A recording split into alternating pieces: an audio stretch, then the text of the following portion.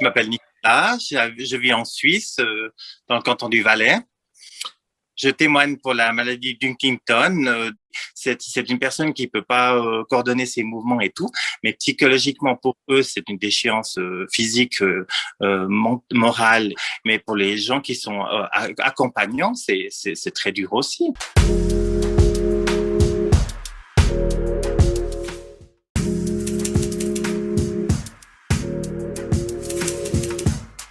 Mon frère Philippe, ils ont annoncé qu'il avait Huntington. Je lui ai dit, mais enfin, écoute, je me rappelle lui avoir dit, prends soin de toi, essaie de te reposer. Je sais pas, on te donne des conseils un petit peu, ouais, un petit peu facile à dire, mais quand j'étais avec ma sœur Françoise, oui, écoutez, j'étais malheureux pour elle. J'ai essayé de trouver, lui dire, écoute, la vie, elle n'est pas finie, ça va pas basculer d'un coup. Et puis, c'est vrai qu'on n'est qu'accompagnant, hein, on n'est pas à la place de la personne.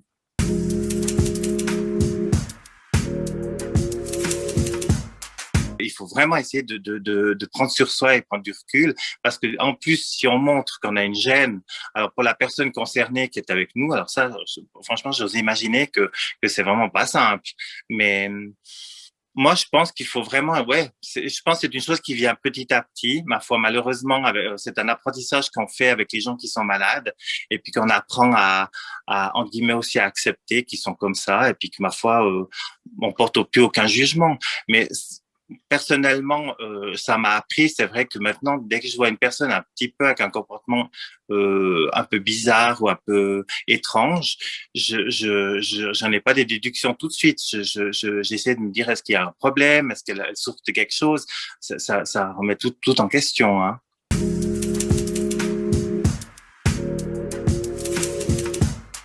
Il y a exactement 4 ans comme maintenant, le problème des dents.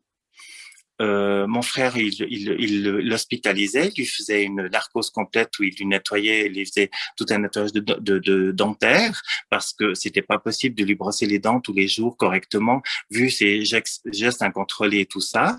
Et mon frère, ça s'est relativement bien passé. Ma sœur, la différence, c'est 4 ans en arrière, ils l'ont hospitalisé en pensant lui faire un détartrage et lui nettoyant les dents à l'hôpital de Sion.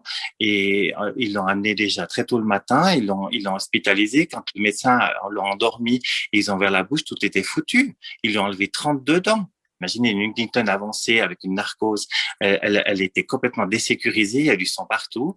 Et puis c'était horrible à gérer. J'en ai pleuré pendant 3 semaines. Ça a été la pire expérience de ma vie d'accompagnant d'Huntington. La pire. De voir quelqu'un qu'on aime énormément au fond d'un lit mutilé d'une pareille façon. Moi, pour moi, ça a été horrible. J'ai eu énormément de peine à m'en remettre.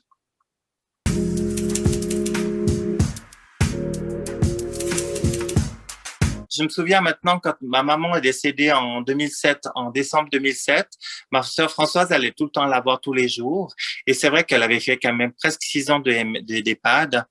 Et elle a fini aussi, ouais, tristement, vraiment, peut-être 35 kilos. Enfin, on n'avait pas pesé, mais enfin, c'était vraiment un triste spectacle. Et c'est vrai qu'une fois qu'elle est décédée, on a fait un peu un ouf de soulagement. Après, Françoise, qui allait la voir tous les jours, c'était pas 6 mois après qu'elle a complètement fait un palier. Je pense que le fait de s'occuper de ma mère, ça la tenait. Et là, elle s'est sentie un petit peu, elle a plus ce but tous les jours d'aller voir notre mère à l'EHPAD. Et elle a fait un gros palier. Et puis après, ça s'est enchaîné. Elle a fait une grosse dépression. On a dû la placer en une maison psychiatrique. Et c'est difficile, elle était très shootée et tout. Et après, quand elle est revenue, elle a dû être placée, on a dû la placer en EMS. Elle a été très, très, très révoltée. Très révoltée. Mais avoir fait presque 6 ans d'accompagnement d'une maman pour arriver bien sûr, à un décès, moi, de devoir remettre la compresse 1 mois, 1 année et demie après avec ma sœur, pour moi, je me rappelle que le jour-là, je me suis montré très dur, dans le sens que je lui ai dit, mais en fait, on peut pas recommencer déjà maintenant. Moi, j'aurais eu besoin de plus de temps, de souffler.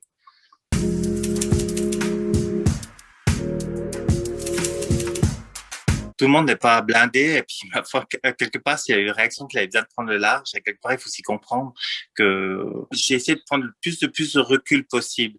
Maintenant, il y a une chose, c'est que ma sœur, je vais la voir très rarement, même quasiment pas, parce que de toute façon, elle est complètement loin, elle me reconnaît pas.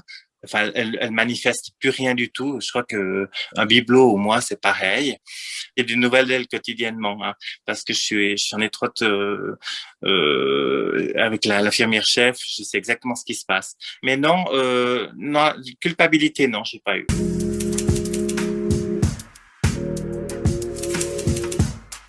Ce qui est contradictoire dans l'affaire, c'est que je me suis énormément investi pour ma maman et physiquement, en personne et tout, et je me suis beaucoup moins investi pour ma sœur.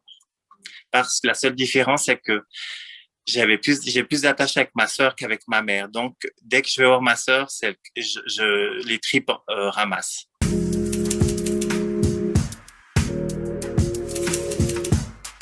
Quand ils ont voulu placer ma nièce, j'ai fait exactement la même réaction en me disant, mais on recommence. Et puis là, ma nièce est beaucoup plus jeune, pour plus long. Elle a que 46 ans. Donc maintenant, on est en EHPAD. Vous imaginez bien combien de temps ça va durer. Ça va peut-être nous durer encore 20 ans. Et je me dis, mais mon Dieu, je vais arriver à bientôt presque 80 ans avec, si Dieu me donne la vie, avec des gens malades. Donc, je dirais que depuis l'âge de 15 ans, j'ai des gens malades autour de moi. Et puis, je pense que ce sera quelque chose que je reste jusqu'à la fin de mes jours.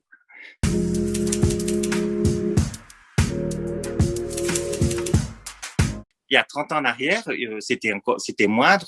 Maintenant, franchement, de ce côté-là, le côté soins et tout ça, il y a quand même beaucoup plus de facilité.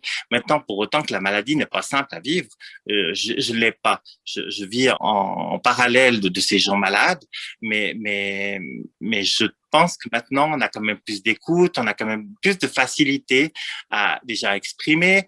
Et puis, une fois que c'est connu, les choses sont quand même à quelque part déjà plus faciles à vivre. En tout cas pour les accompagnants, hein.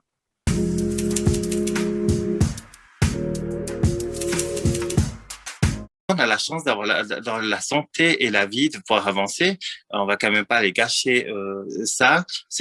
Et là, quand d'autres ne l'ont pas, on doit avancer. C'est un devoir.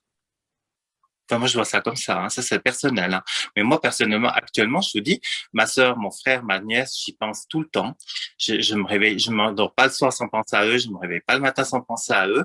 Je fais ma vie, je fais ma journée, je fais mon travail, j'ai un business, je fais tout ça. Mais c'est vrai que chaque fois, bon, il y a des moments plus difficiles. Le 24 décembre au soir, ben, j'ai le moral au fond des talons parce que ça me fait mal au cœur en me disant, ben voilà, j'aimerais être avec eux.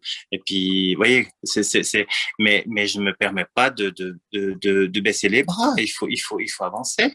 Parce que alors, si encore l'entourage baisse les bras, on fait comment?